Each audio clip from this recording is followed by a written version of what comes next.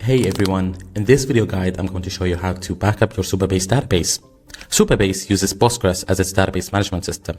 We're going to use the pgdump command to create our database backup.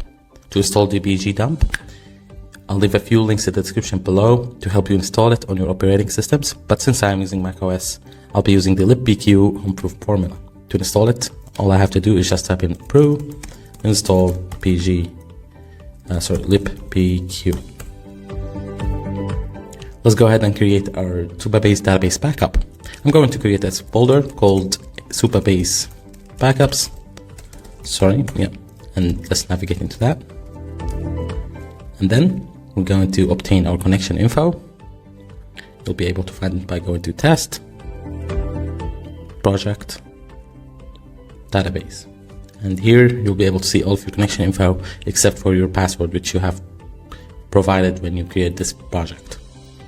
We're going to use pgdump, provided the host, the username, with a capital U, database name,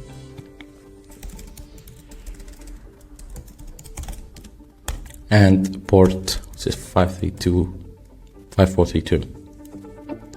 Then we're going to use the data only flag and the custom format flag and dump all of that into a file which we'll name for this purpose backup.dump. After that, it's going to ask us for a password. I have it stored right here, so let's copy that.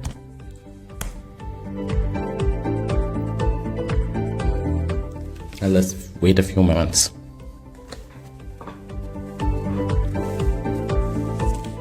Alright, since our backup has been created, we can see it in our directory called backup dump. And when we navigate to our table editor, go into our customers table.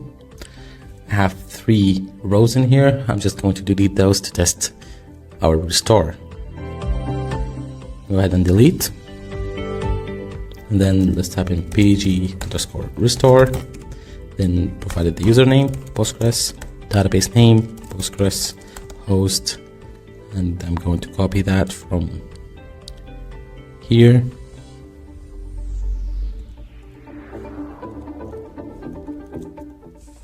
Then pass the backup dump into here. Again, it's going to ask us for a password.